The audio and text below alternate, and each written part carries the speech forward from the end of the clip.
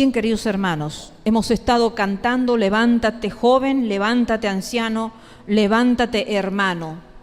Cuando los hijos de Dios elaboramos canciones así es porque conocemos en el pueblo de Dios que siempre vamos a necesitar levantarnos, porque hay momentos en la vida en que nos vamos a sentir caídos. Hay momentos en la vida en que vamos a necesitar del Santo Espíritu, como también hemos cantado, que necesitamos que la presencia del Señor nos levante. Y hoy justamente el tema que vamos a predicar, que vamos a hablar, tiene que ver con esto de levantarse. Estaba dudando mucho de qué tema ponerle, qué título ponerle a la prédica, pero el Señor al final de mi reflexión me decidió por esto, un siervo que se levantó. Entonces, para eso vamos a leer en Primera Reyes capítulo 17, una lectura bastante predicada, bastante conocida, que nos puede dejar mucha enseñanza. Y esta prédica está dirigida para los siervos de Dios, aquellos que están dispuestos a servirlo al Señor en su corazón, que han dispuesto a servirlo de cualquier forma, porque hay miles de formas de servirlo al Señor. En este caso, el siervo que el Señor va a hablarnos hoy se llama Elías Tisbita y es un profeta. Y dice así el versículo 1. Entonces Elías Tisbita, que era de los moradores de Galaad, dijo a Acab: vive Jehová Dios de Israel, en cuya presencia estoy, que no habrá lluvia ni rocío en estos años, sino por mi palabra. Aquí estamos viendo que Elías, este profeta, está profetizando al rey Acab una sequía que iba a venir en esta tierra, una sequía tremenda que iba a provocar que las plantaciones mueran y que por lógica, si se empieza a secar todo, no hay cómo alimentarse, porque se mueren las plantas, se mueren los animales, se secan los arroyos. Entonces venía un tiempo bastante devastador y el Señor usa a este profeta, a este gran siervo de Dios, para ir a profetizarle a un gran rey de Israel que no iba a haber ni rocío siquiera, porque a veces podemos pensar, bueno, no va a haber lluvia, pero quizás el Señor manda rocío por la mañana o por la noche, pero el Señor le está diciendo que ni siquiera rocío iba a haber. Entonces, después continuamos ya el versículo 2 al 9, que dice: y vino a él palabra de Jehová diciendo: apártate de aquí y vuélvete al oriente y escóndete en el arroyo de Kerit, que está frente al Jordán. Beberás del arroyo, y yo he mandado a los cuervos que te den allí de comer. Y él fue e hizo conforme a la palabra de Jehová, pues se fue y vivió junto al arroyo de Kerit, que está frente al Jordán. Y los cuervos le traían pan y carne por la mañana y pan y carne por la tarde, y bebía del arroyo. Pasados algunos días se secó el arroyo porque no había llovido sobre la tierra, y vino luego a él palabra de Jehová diciendo: levántate, vete a Sarepta de Sidón y mora allí. He aquí yo he dado orden allí a una mujer viuda que te sustente. Vamos a leer hasta aquí por ahora y vamos a ir explicando un poquitito a lo que el Señor nos quiere llevar a la situación de este siervo. Y vemos que primero el Señor le da una orden y le dice: vete y escóndete en el arroyo de Kerit. Aquí vemos la orden de parte de Dios hacia este siervo de que fuera y se escondiera en un arroyo, y un arroyo específico donde el Señor le había mostrado el lugar y el nombre del arroyo.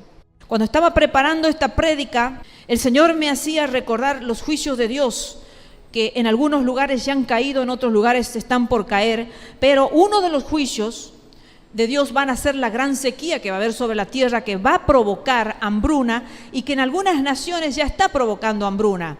Por lo tanto, sabemos que cuando empieza a haber sequía, empieza a haber escasez de alimento, empieza a haber escasez de agua, empiezan a haber enfermedades también, la gente empieza a morir por desnutrición y empiezan los pleitos, las rencillas, como en naciones muy vecinas que estamos contemplando y viendo, los conflictos que se están provocando por el hambre. Allí en nuestra amada nación Venezuela, Honduras también, y quizás otras naciones que no nos llegan noticias, pero que sabemos que están pasando también situaciones por hambre, por necesidad, por no tener qué comer, qué alimentarse. Aquí el Señor le estaba diciendo cuál iba a ser la razón por la cual el ser humano iba a tener hambre y era por la sequía. Entonces vemos que el Señor le dice, vete a un arroyo, al arroyo Kerit, y este arroyo dice que corría por una quebrada estrecha y bien profunda, que servía para refugiarse. Al hacer una quebrada bastante profunda, allí el profeta se podía esconder y refugiarse, porque el Señor mismo le está diciendo que se esconda, no que vaya a proveerse, sino que vaya a esconderse. Entonces servía de refugio y allí los cuervos le iban a llevar la comida para sustentarlos todos los días, que el Señor le dijera que él debía permanecer allí.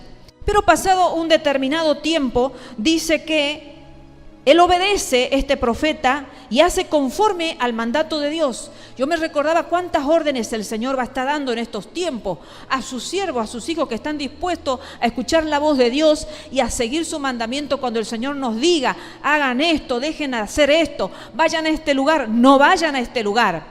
El Señor nos va a estar dando órdenes por la cual nosotros tenemos que estar en una comunión tan íntima como estaba este profeta, este siervo de Dios, que tenemos que escuchar el mandato de Dios para no errar y para que nuestras vidas se salven. Porque aquí vemos que si este siervo no hubiera obedecido, seguramente se hubiera quedado y hubiera dicho, no, yo a ese arroyo no me voy.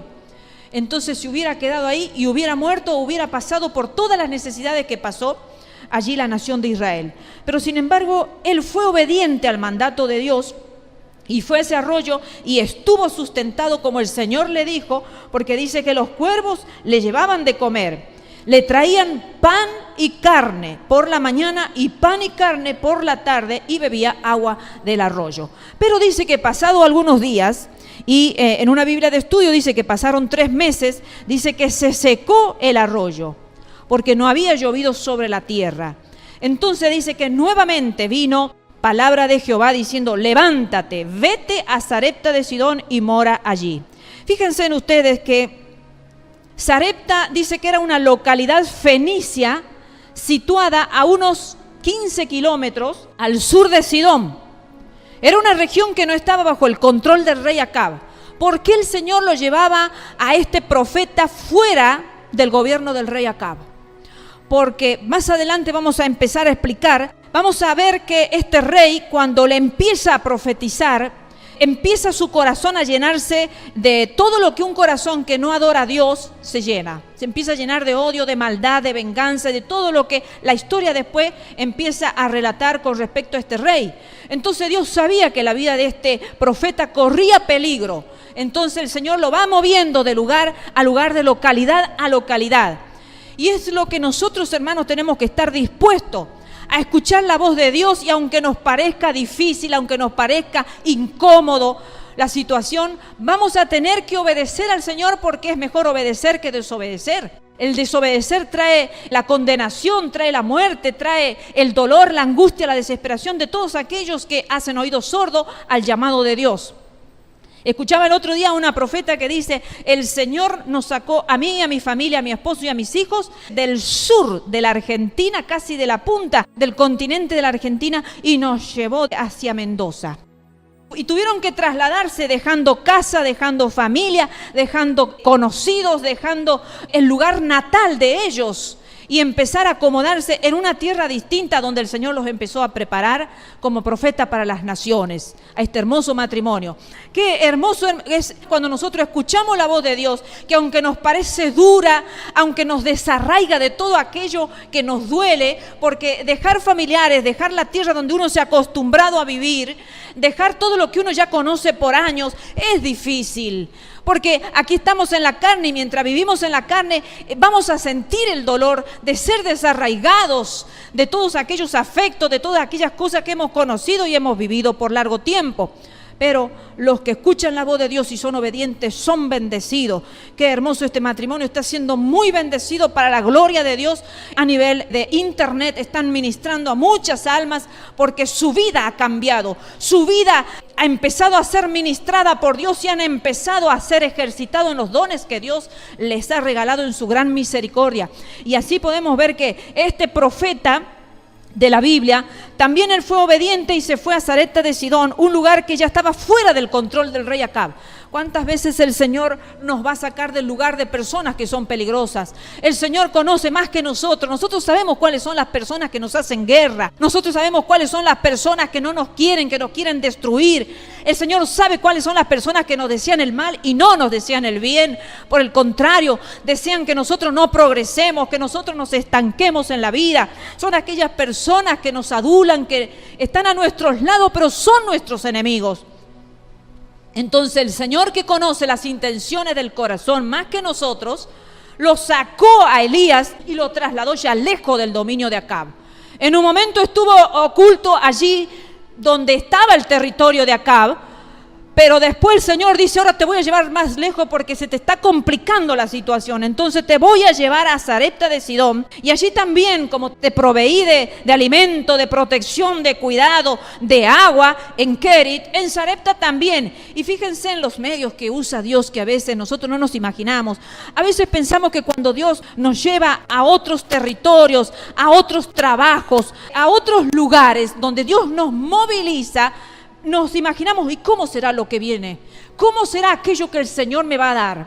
Y empezamos a imaginar en nuestra cabeza: ¿será mejor? ¿Será peor? No sabemos nosotros que cuando Dios cierra una puerta siempre va a abrir una mejor. Cuando el Señor nos quita algo, nos saca de un territorio y nos lleva a otro, va a ser un mejor territorio. Aunque tengamos tristeza en el corazón, aunque extrañemos, aunque nos parezca todo nuevo, aunque digamos: Señor, estoy ante algo nuevo y no sé ¿qué voy a hacer con esto que tú me estás presentando? Fíjense en que el Señor lo había llevado, dice el versículo 9, dice: aquí yo he dado orden allí a una mujer viuda que te sustente. Qué extraño que es a nuestro entender Dios a veces.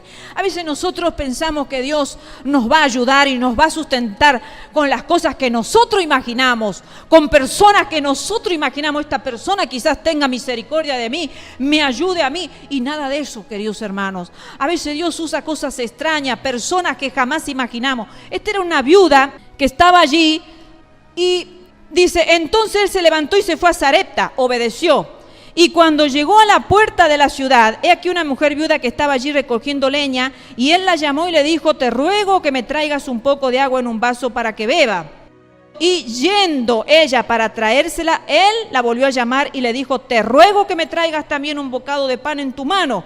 Y ella respondió: vive Jehová tu Dios, que no tengo pan cocido, solamente un puñado de harina tengo en la tinaja y un poco de aceite en una vasija. Y ahora recogía 2 leños para entrar y prepararlo para mí y para mi hijo, para que lo comamos y nos dejemos morir.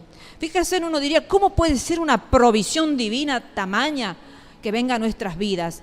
Nosotros vamos a decir: si Dios elige a alguien para que me ayude en la vida, va a ser algo favorable, algo mejor, algo que tenga sentido. Esto no tenía sentido. Era una mujer que apenas tenía un pequeño bocado de pan para él y su hija, y ya esperaban la muerte, porque sabían que mañana ya no iban a tener comida. ¿Cómo iba a estar pensando este profeta? El Señor me manda a la casa de una pobre viuda que no tiene quien la sustente y que tiene solo un bocado para luego comer y dejarse morir ella y su hijo. Pero es que nosotros a Dios nunca lo vamos a entender, porque las formas que Dios usa para sustentar la forma de sus siervos son formas que nosotros a veces no nos imaginamos. Y reiteradamente en la Biblia el Señor nos lleva a reflexionar de esta forma, que muchas veces no lo vamos a entender a Dios porque Dios no quiere que lo entendamos. Porque nosotros, si fuera así, nos dejaríamos guiar por la razón y razonaríamos si tiene sentido o no, y Dios no quiere que tenga sentido nada en la vida, para que Él se manifieste en lo sobrenatural, para que Él se manifieste en el poder que Él tiene de hacer de la nada las cosas. Entonces, allí vemos que está siendo obediente, está yendo a ese lugar donde Dios lo iba a tener escondido y lo iba a tener con provisión para sus necesidades básicas. Entonces, queridos hermanos, si nosotros somos ante Dios siervos, no tenemos que dudar de que Dios en los momentos de peligro nos va a esconder. En los momentos de escasez, Dios nos va a proveer de las maneras sobrenaturales más inentendibles. Nosotros siempre estamos pensando: pero ¿cómo será? ¿Vendrá de lejos algún dinero? O no sé, ¿me encontraré un dinero en la calle tirado? No sabemos. Pero aquí el Señor está mostrando que no hace falta No hace falta que nosotros veamos cantidad, magnitud, para que el Señor nos provea de aquellas cosas sencillas que menos imaginabas. Un ave que esté alimentando a este siervo. Un ave, hermanos, que a veces nosotros siempre pensamos que solo el brazo del hombre nos estará sosteniendo. Y decimos, ¿qué pasará cuando ese brazo de ese hombre me deje de sostener? Y Dios dice, cuando el hombre te deje de sostener, yo mandaré aquello que tú nunca te has imaginado. Mandaré las aves del cielo para que te alimente. Entonces debemos creer que sea la situación que nos toque vivir acá en la tierra, tenemos un Dios de provisión de la manera que Él la quiere elegir para nuestras vidas. Así Dios lo escondió del peligro que arreciaba su vida, porque todos los siervos de Dios van a correr peligro en la vida, hermanos. He llegado a esa conclusión, he llegado a conocer el odio de Satanás a su siervo, he conocido la violencia de Satanás hacia la vida de sus siervos. He visto cómo el diablo quiere lastimarnos, destruirnos, matarnos.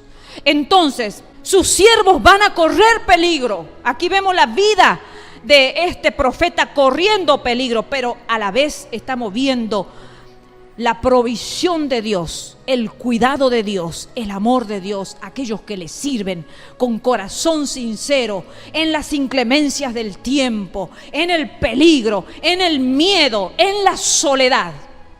Porque aquí vemos a un siervo solo. A veces nosotros nos alentamos porque somos siervos del Señor, pero siempre tenemos a nuestro lado alguien que nos da una palabra, alguien que nos ministra, alguien que nos consuela.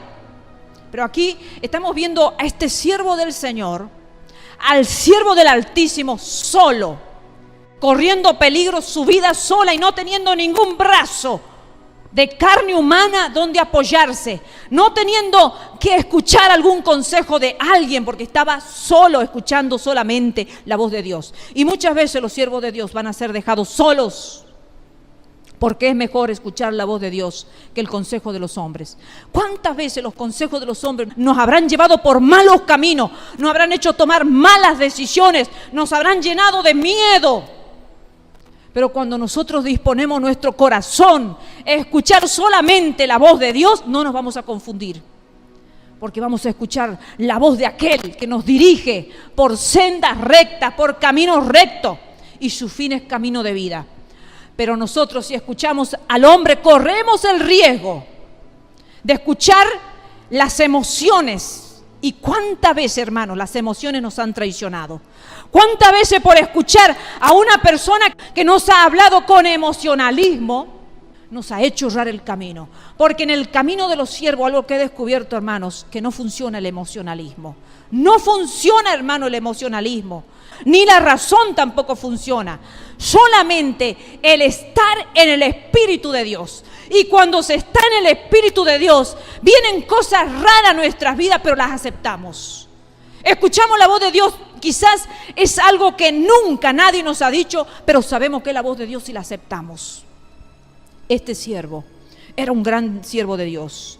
Dios lo había escondido porque había sequía, pero Dios le dio provisión, o sea, todo lo que era provisión se iba a escasear. Entonces Dios le dijo, a ti no te voy a hacer escasear nada, porque los siervos de Dios el Señor los sustenta. Y por otro lado estaba Jezabel, que procuraba la muerte de los profetas de Dios. Una mujer bastante conocida que hasta el mundo la conoce.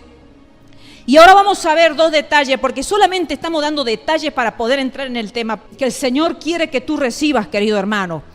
El nombre de Elías significa Yahvé es Dios, o Yahvé es mi Dios. Eso significa Elías.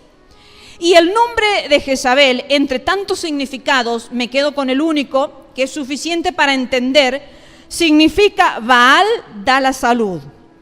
Fijémonos entonces que tanto Jezabel como Elías llevaban en sus propios nombres el de sus dioses.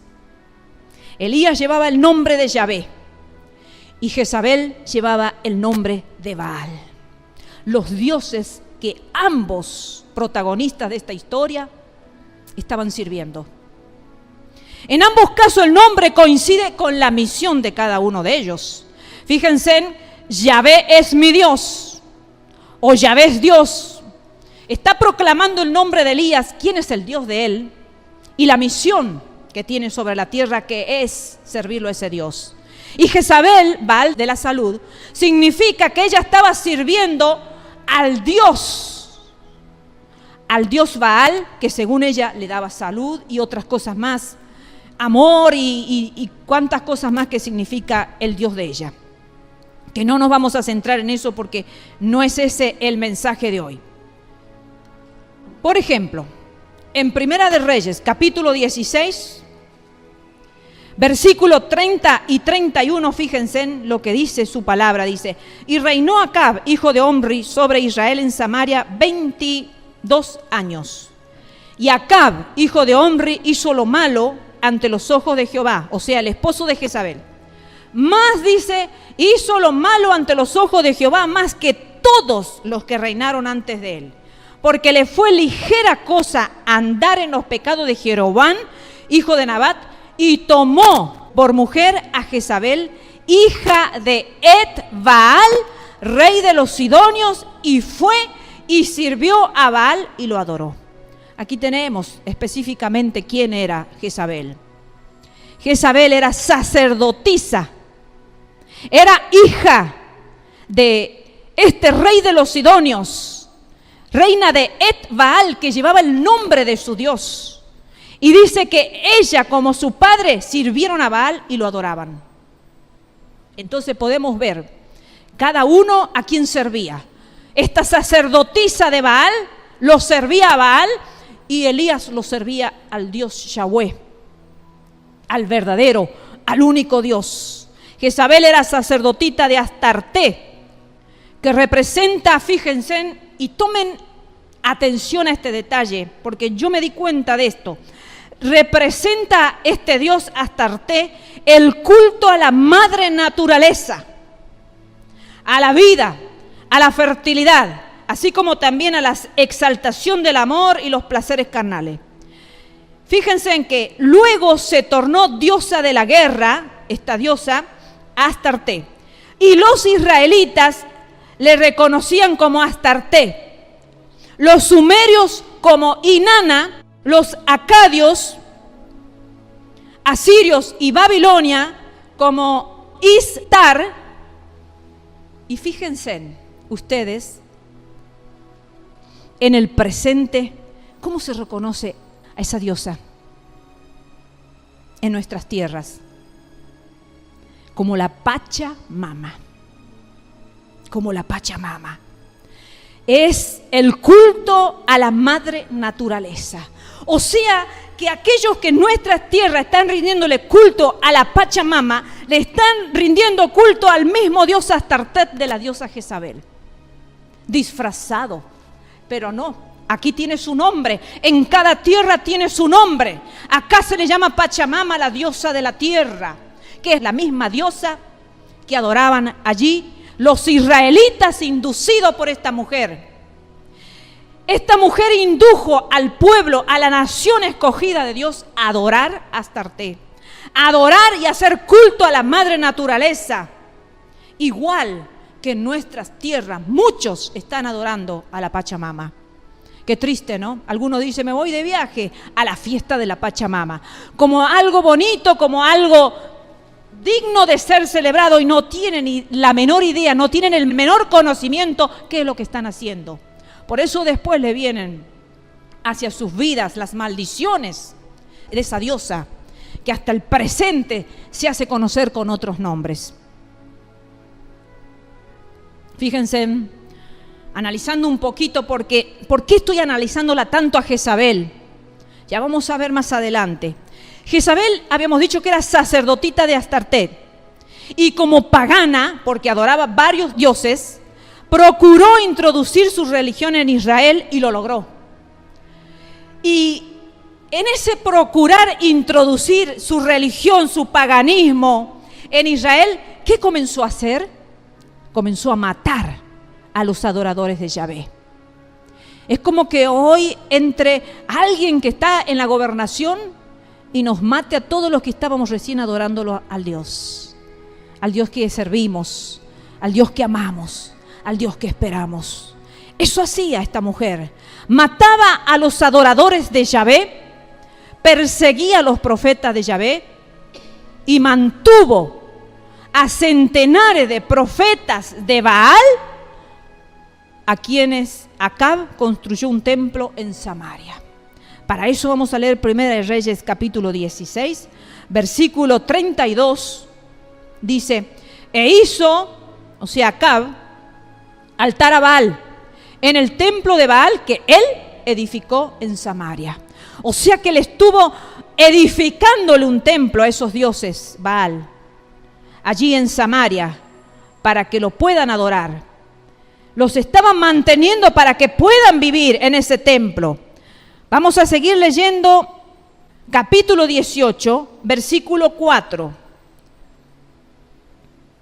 Dice, porque cuando Jezabel destruía a los profetas de Jehová, Abdías tomó a 100 profetas y los escondía de 50 en 50 en cuevas y los sustentó con pan y agua. Aquí vemos cómo esta mujer malvada, perversa y pagana los mataba a los profetas de Jehová. Pero como Dios siempre tiene sus emisarios escondidos, aún entre nuestros enemigos, el mismo mayordomo de Acab, que era temeroso de Dios, dice que él los escondía en las cuevas y los sustentaba con pan y agua.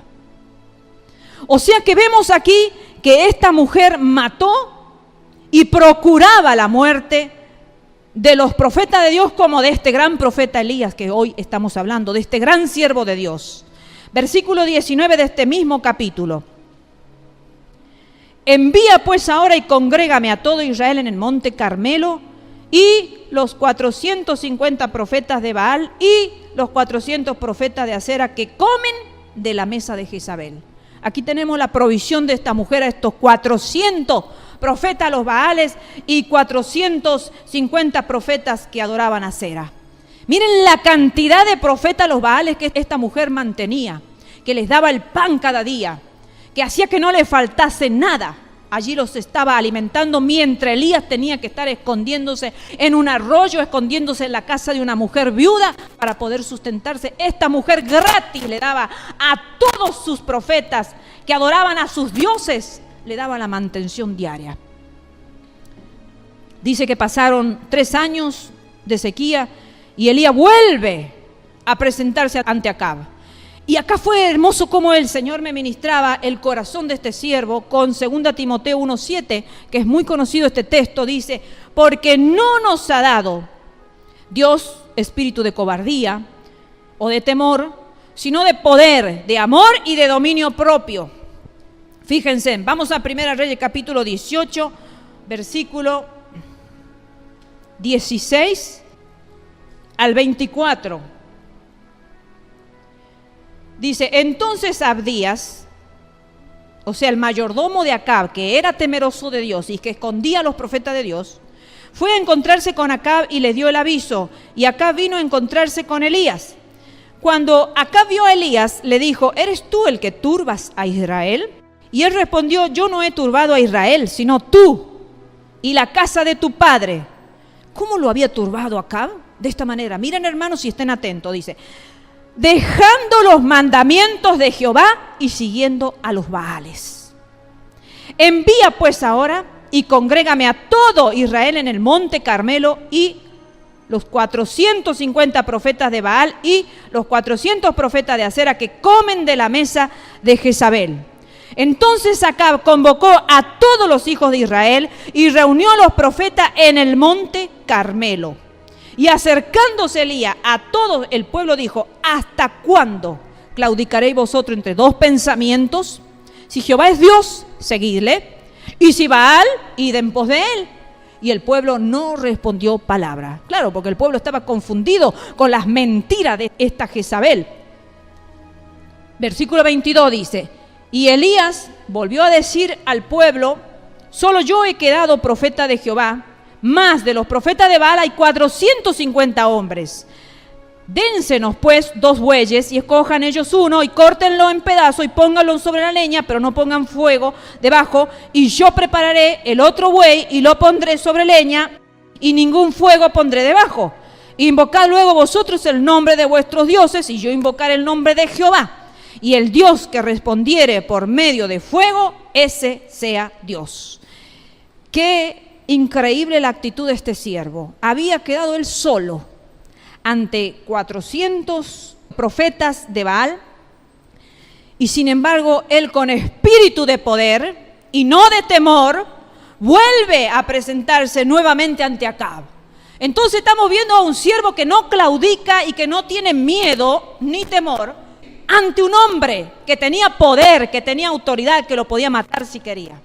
Sin embargo, dice que habiendo pasado esos 3 años de sequía, va y nuevamente vuelve de haber estado escondido, haber estado provisto y de haber estado en otra tierra, vuelve ante el rey Acab y le vuelve a decir, primero los confronta al pueblo y le dice, ¿qué les pasa a ustedes? ¿Por qué han abandonado a Dios? Decídanse, si siguen a Dios, sigan a Dios, y si siguen a Baal, sigan a Baal, pero no estén ahí entre dos pensamientos. Que a veces, hermanos queridos, el pueblo de Dios está entre dos pensamientos. Eso es lo triste. Dicen amar a Dios, pero viven vidas ambivalentes, viven vidas dobles, donde están sirviendo a Dios y al diablo. Y el Señor dice que no se puede tener dos amos, no se puede tener dos señores. O servimos a Dios o servimos a Satanás. Esto le estaba pasando al pueblo de Israel, y Elías va y le dice al pueblo, decídanse de una vez por todas a qué Dios van a seguirle. Y entonces le propone demostrarle a todo el pueblo, a toda la nación, quién es el verdadero Dios. Si ustedes están claudicando entre dos pensamientos, entonces veamos cuál es el verdadero Dios. Y les propone que cada uno arme su altar sin fuego, para ver si realmente cuál es el Dios que va a responder y va a mandar fuego. Entonces dice, cada uno va a invocar el nombre de ustedes, de sus dioses, y yo invocaré el nombre de Jehová. Y el Dios que respondiere por medio de fuego, ese sea Dios. Entonces todo el pueblo respondió diciendo, bien dicho. O sea, le pareció bien la propuesta de Elías, porque seguramente dijeron, Elías está perdido. Seguramente dijeron, acá tenemos 400 profetas que seguramente sus Dios van a responder. Seguramente. Y acá tenemos un pobre hombrecito que está diciendo que su Dios le va a mandar fuego del cielo. Porque a veces la gente se deja engañar por la multitud, por la magnitud, por la cantidad. Podemos estar solos, pero tenemos el Dios verdadero a nuestro lado, hermanos.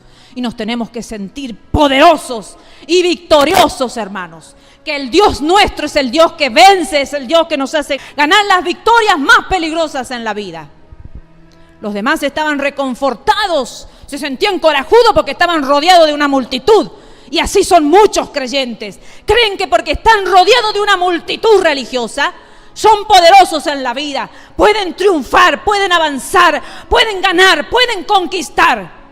Cuando nosotros podemos ser uno solo, pero en el nombre de Cristo, podremos alcanzar las victorias más difíciles y más grandes que tengamos que enfrentar en la vida. Así, hermanos, podremos andar escondidos por Dios. Aquí Dios lo había escondido. Podemos estar solos en la vida, enfrentándonos a adversarios peligrosos, poderosos y perversos. Como era el rey Acab, dice que no hubo rey más perverso que él, antes que él. Y encima con una compañera idónea, una mujer idónea para él, que uniéndose los dos se potenciaban en la maldad. Porque cuando nos casamos nos podemos potenciar para el mal o para el bien. Aquí era un matrimonio perfecto, los dos potenciados para servirlo a Satanás. Por eso hay que tener tanto cuidado, hermanos. ¿Con quién hacemos alianza? ¿Con quién hacemos pacto acá en la vida? Porque sin darnos cuenta, nuestras vidas pueden empezar a enredarse de tal forma y seducirse de tal forma, hermanos queridos, que cuando menos nos damos cuenta podemos estar tocando y viviendo y sirviendo al enemigo. Hoy estaba reflexionando acerca de algunos profetas. especialmente de una profeta que no vale la pena dar nombre porque no estamos para eso acá, pero lo voy a dar como ejemplo.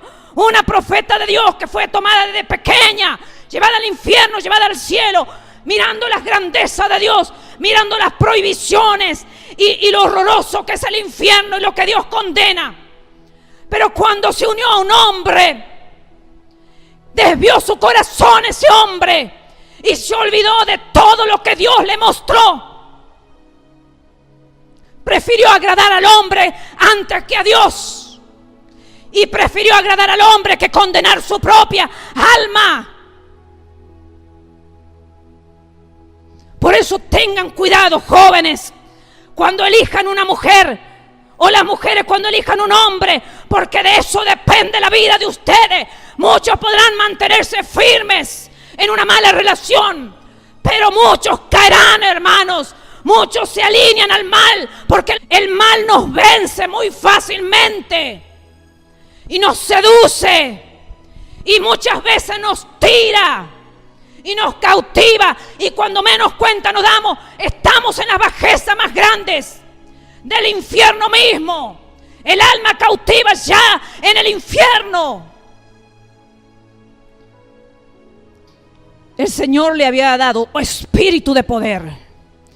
Ahora vamos al versículo 28. Allí empiezan estos que adoraban a los Baales a gritar a sus dioses, y gritaban con toda su fuerza y sacaban su cuerpo, lastimaban hasta mediodía y nada pasaba. Hasta el tiempo que se tenía que manifestar y nada se manifestaba. No había fuego del cielo. No había un Dios que responda. El Dios de ellos estaba mudo. Pero versículo 28 al 29 dice: ellos clamaban a grandes voces, se sacaban con cuchillo, con lanceta, conforme a su costumbre, hasta chorrear la sangre sobre ellos. Es lo que muchos hacen hoy. De esta raíz vienen aquellos que se cortan los brazos. De esta raíz, hermanos, de estos dioses que adoraban a sus dioses y para que le respondan empezaban a cortarse los brazos. Así que si quieres saber cuál es el origen de aquellos que se cortan los brazos, viene de esta época, hermanos. Para que sus dioses escuchen, dice que se cortaban con lanceta, con cuchillo, hasta chorrear la sangre sobre ellos. Pasó el mediodía y ellos siguieron gritando frenéticamente hasta la hora de ofrecerse el sacrificio, pero no hubo ninguna voz, ni quien respondiese ni escuchase. Ahora vamos a ver al profeta, al solitario siervo de Dios, clamando y llamando al Dios Yahweh.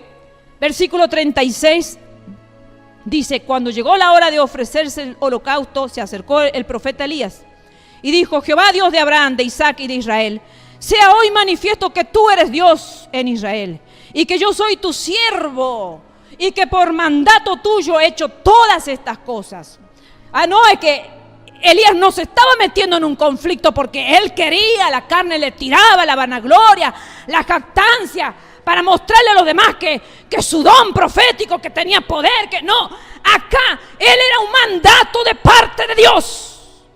Y tenemos que entender, hermanos, que tenemos que hacer la encomienda solamente la que Dios nos da para que nos vaya bien. Dice: respóndeme, Jehová, respóndeme, para que conozca este pueblo que tú, oh Jehová, eres el Dios, y que tú vuelves a ti el corazón de ellos. Entonces, dice, cayó fuego de Jehová y consumió el holocausto, la leña, las piedras y el polvo, y aún lamió el agua que estaba en la zanja. Viéndolo todo el pueblo, se postraron y dijeron: Jehová es el Dios, Jehová es el Dios. Entonces Elías les dijo: prended a los profetas de Baal, para que no escape ninguno. Y ellos los prendieron y los llevó Elías al arroyo de Sison, y allí los degolló. Hermanos, versículos 41 y 42. Entonces Elías dijo a Acab: sube, come y bebe, porque una lluvia grande se oye. Está profetizando, hermanos.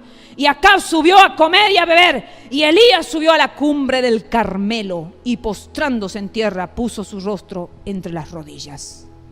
Después de esta victoria peligrosa, difícil, hermanos, este profeta, este siervo de Dios adora. Y quiero que retengan esto, porque no quiere decir que en la vida de los siervos de Dios siempre vamos a estar en un espíritu de adoración. Es lo correcto, es lo que deberíamos hacer. Pero a veces, hermanos, las situaciones de la vida nos llevan a esta situación que vamos a ver ahora que tuvo que enfrentar este gran siervo. Nos enfrentamos a una condición diferente en Elías. Aquí vemos adorándolo a Dios. Vamos a Primera Reyes, capítulo 19. Versículo 1 al 16. Acab dio a Jezabel la nueva de todo lo que Elías había hecho y de cómo había matado a espada a todos los profetas. Entonces envió Jezabel a Elías un mensajero diciendo: así me hagan los dioses y aún me añadan si mañana a estas horas yo no he puesto tu persona como la de uno de ellos. Viendo pues el peligro, se levantó y se fue para salvar su vida. Y vino a Berseba, que está en Judá, y dejó allí a su criado, y él se fue por el desierto un día de camino. Y vino y se sentó debajo de un enebro, y deseando morirse dijo: basta ya, oh Jehová, quítame la vida, porque no soy yo mejor que mis padres. Y echándose debajo del enebro se quedó dormido, y aquí luego un ángel le tocó y le dijo: levántate, come. Entonces él miró y aquí a su cabecera una torta cocida sobre las ascuas y una vasija de agua, y comió y bebió y volvió a dormirse. Y volviendo el ángel de Jehová la segunda vez lo tocó, diciendo: levántate y come, porque el largo camino te resta. Se levantó pues y comió y bebió, y fortalecido con aquella comida caminó 40 días y 40 noches hasta Horeb, el monte de Dios. Y allí se metió en una cueva donde pasó la noche. Y vino a él palabra de Jehová, el cual le dijo: ¿qué haces aquí, Elías? Y él respondió: he sentido un vivo celo por Jehová, Dios de los ejércitos, porque los hijos de Israel han dejado tu pacto, han derribado tus altares, han matado a espada a tus profetas, y solo yo he quedado y me buscan para quitarme la vida. Él le dijo: sal fuera y ponte en el monte delante de Jehová. Y aquí Jehová que pasaba, y un grande y poderoso viento que rompía los montes y quebraba las peñas delante de Jehová. Pero Jehová no estaba en el viento. Y tras el viento un terremoto, pero Jehová no estaba en el terremoto. Y tras el terremoto un fuego, pero Jehová no estaba en el fuego. Y tras el fuego un silbo apacible y delicado. Y cuando lo oyó, Elías cubrió su rostro con su manto y salió y se puso a la puerta de la cueva. Y aquí vino a él una voz diciendo: ¿qué haces aquí, Elías? Él respondió: he sentido un vivo celo por Jehová, Dios de los ejércitos, porque los hijos de Israel han dejado tu pacto, han derribado tus altares, han matado a espada a tus profetas, y solo yo he quedado, y me buscan para quitarme la vida. Y le dijo Jehová: ve, vuélvete por tu camino, por el desierto de Damasco, y llegarás y ungirás a Asael por rey de Siria, a Jehú hijo de Nimsi ungirás por rey sobre Israel, y a Eliseo hijo de Safat de Abel Meola, y ungirás para que sea profeta en tu lugar. Queridos hermanos, aquí cambia la historia de este siervo. Cuando hemos estado viendo un siervo valiente, poderoso, fiel, que no le tenía miedo ni al rey, ni a su esposa, ni a los 400 Baales, ni a toda la nación que se le podía poner en contra de él. Aquí vemos una etapa de su vida donde abrumado y bloqueado. Esa es la palabra que se me venía en el momento cuando preparaba esta prédica. Estaba bloqueado. Hay momentos en que los hijos de Dios, los siervos de Dios, nos vamos a sentir bloqueados. ¿Qué significa eso? Que vamos a ver para adelante, vamos a ver para atrás, vamos a ver para nuestra izquierda, para nuestra derecha, y no vamos a encontrar salida alguna. Eso se llama bloqueamiento. No hay lugar para que pueda correr, escaparme, esconderme. No encuentro una solución. Esta mujer está encarnizada, este hombre está encarnizado con mi vida y me van a matar. Más con lo que yo hice. Fíjense ustedes que venía de una victoria, había degollado 400 Baales. 400 profetas que adoraban a los Baales. Venía de una poderosa victoria. Podríamos decir: va a seguir siendo poderoso este siervo si se ha enfrentado a tamaña situación. Pero no, hermanos, hay momentos en la vida en que nos vamos a caer. Por eso necesitamos del Espíritu Santo en nuestras vidas. Por eso necesitamos esa fuerza sobrenatural que nos levante. Aquí él estaba viendo el peligro y él se levanta para salvar su vida. Anteriormente hemos visto que el Señor le dice: vete a ese arroyo de Kerit, donde te voy a proveer y te voy a cuidar y te voy a esconder. El Señor Dios Todopoderoso, Él le da la orden, y luego que se seca le dice el Señor: ahora vete a Sarepta. Pero vemos en esta situación, abrumado y viendo el peligro, y ese es el problema, hermano, que cuando con nuestros ojos naturales empezamos a razonar la situación que nos rodea, nos sentimos abrumados y bloqueados y tomamos decisiones en nuestra propia carne. ¿Cuántos errores habremos cometido en la vida por ver el peligro que se avecina hacia nosotros y tomar decisiones que Dios no nos da? ¿Peligro lo tenía? Sí lo tenía. ¿Corría su vida la muerte? Sí la corría. Pero él no tenía que decidir a dónde ir y qué hacer. Y lo peor de todo, que eligió lo peor. De todas las elecciones que podemos hacer en nuestras vidas, eligió la peor. Lo más bajo que un ser humano puede llegar en la vida es echarse en la vida para morir. Para decir: Señor, no sé qué más hacer.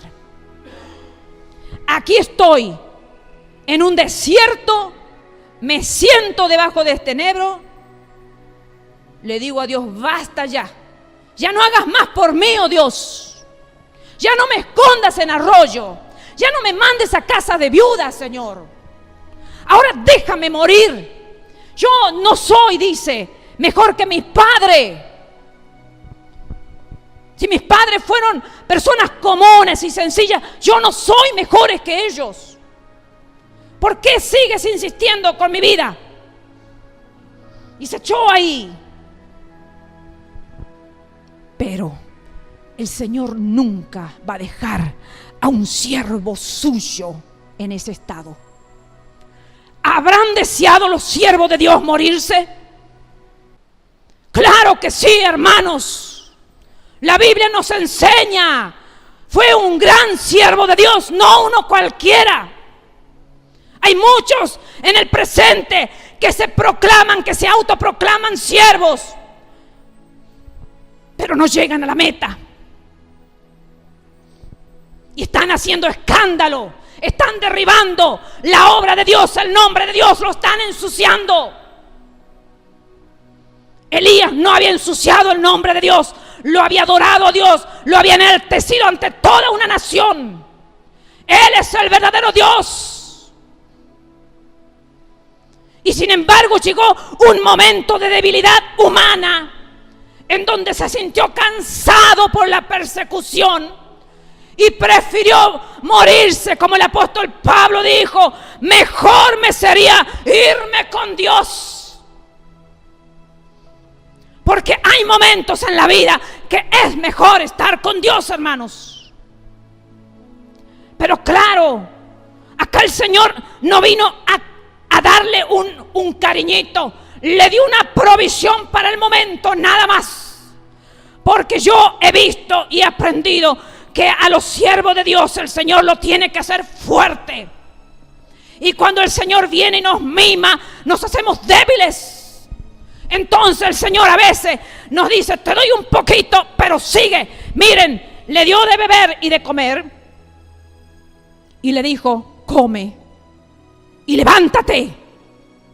Ni siquiera lo dejó que siguiera durmiendo, hermanos. Porque a veces nosotros decimos: Señor, es que estoy cansado, hasta mi cuerpo se ha desgastado por servirte, Señor. Y al Señor no le importa. ¿Por qué? No es porque no nos ama, es porque está el Espíritu de Dios que vivifica. Está el Espíritu de Dios que nos levanta con poder y nos pone de pie para que sigamos ese largo camino que nos resta, que nosotros creemos que ha llegado hasta hoy. Y el Señor le dice: no, hoy no es tu final. Levántate, come y sigue. Y en ayuno 40 días caminando por un desierto, hermanos. Nada que le he dicho, te voy a ir alimentando, te voy a ir dando agüita en el camino y comida. Vas a ir en un ayuno a la encomienda que te doy.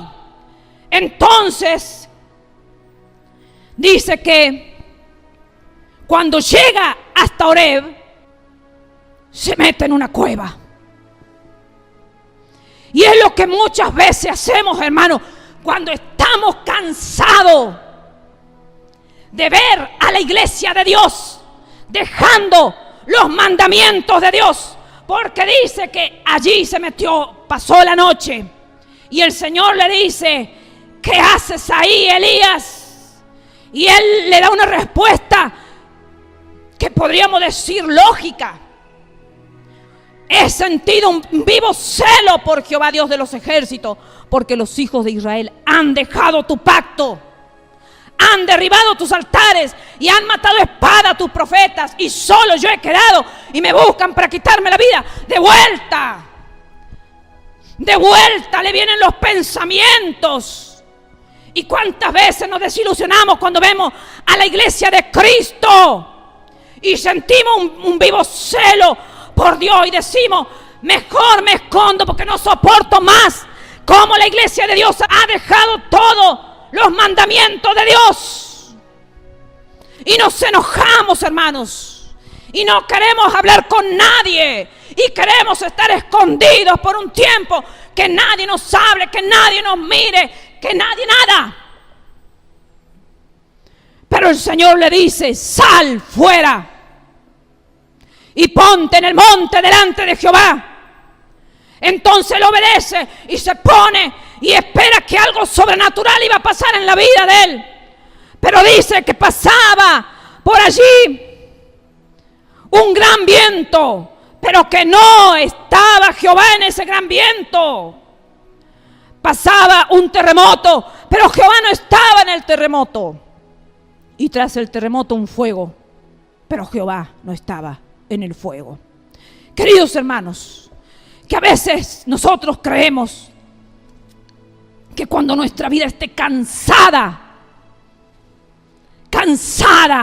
de las injusticias, cansada de ver un pueblo apático, cansado de ver un pueblo dormido, cansado de ver un pueblo infiel, que no obedece los mandamientos de Dios, porque estarían en la casa de Dios. Pase lo que pase, estarían en la casa de Dios. Y nos cansamos y creemos que inmediatamente Dios nos va a hablar con algo sobrenatural para levantarnos en ánimo, para que hoy tiene que suceder algo sobrenatural en mi vida, para que Dios me restaure, para que pueda seguir el camino. Nada de eso. Dice que tras esas tres cosas sobrenaturales no estuvo Dios. Entonces, tras el fuego, un silbo apacible y delicado. Y entonces Elías se dio cuenta que era Dios y cubrió su rostro con su manto. ¿Qué haces aquí, Elías? Le volvió a reprender Dios. Cuando estemos abrumados, no esperemos cosas sobrenaturales, hermano, que cambien nuestra vida, porque a veces nosotros como humanos necesitamos milagros en la vida, necesitamos cosas sobrenaturales para seguir creyendo en nuestro Dios, para seguir creyendo en nuestra encomienda. Elías era un profeta de Dios y quería morirse, porque había momentos en que no entendía que su encomienda todavía tenía que seguir adelante. Y Dios no le dio nada sobrenatural. En un simple silbido apacible Dios le habló. Y ahí es cuando estamos en el desierto, o ahí es cuando estamos en nuestra pieza, en nuestro altar diario. Es cuando en ese silbo apacible, en esa quietud el Señor nos habla y nos confronta y nos exhorta y nos dice: ¿qué haces? ¿Por qué estás abatido? ¿Por qué está tu alma tan atribulada? ¿Por qué te has caído? Levántate.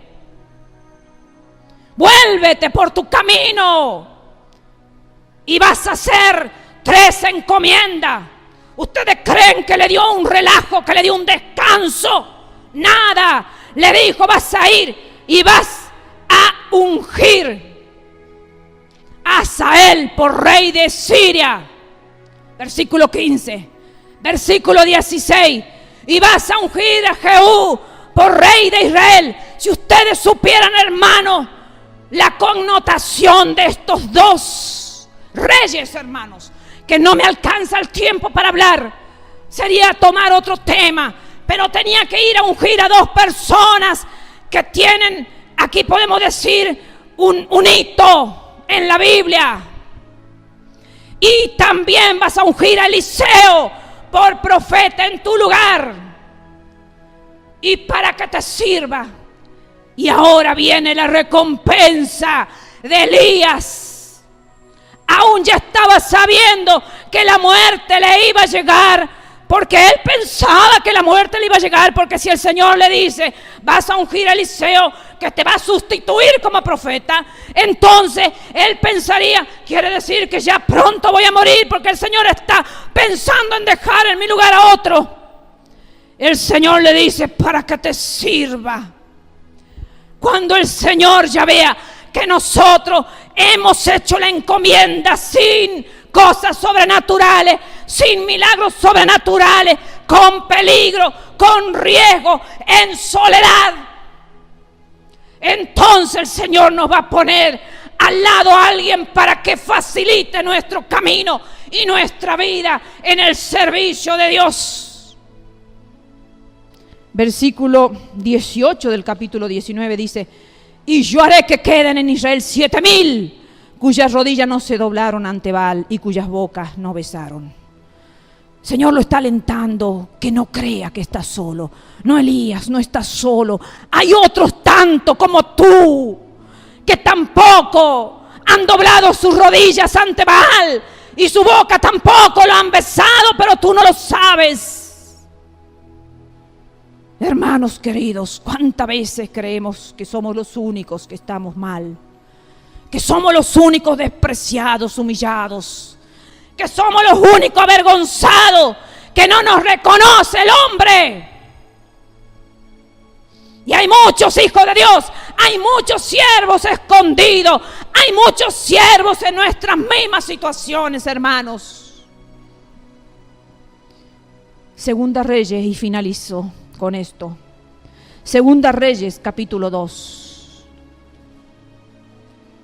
Un siervo que tuvo poder en parte de su vida, y en parte de su vida prefirió echarse a morir, pero que Dios lo levantó, porque el Señor Dios Todopoderoso es el que levanta a sus siervos.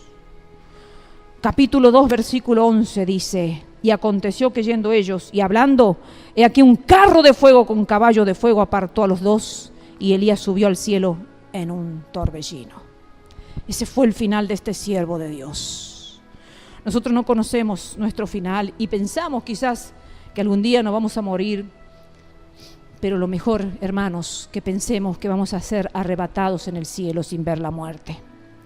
Lo mejor es que si somos siervos útiles en la mano de Dios, pase lo que pase, aunque estemos solos y perseguidos y no reconocidos, alberguemos en nuestro corazón que hay esperanza de no ver la muerte. Hay esperanza de que el Señor viene pronto y que en su arrebatamiento el Señor nos lleve a sus glorias, junto con todos aquellos que también han estado escondidos y solos, igual que aquellos 7,000 que el Señor le dijo, que están igual que tú, Elías. Alberguemos en nuestro corazón que si cumplimos la misión hasta el final, en el tiempo de Dios, no en el nuestro, vamos a poder irnos en el arrebatamiento, y allí nos espera una recompensa tan grande, las bodas del Cordero, hermanos queridos. Reconforta tu vida y levántate en el nombre de Yahweh, en el nombre de Jehová de los ejércitos, levántate.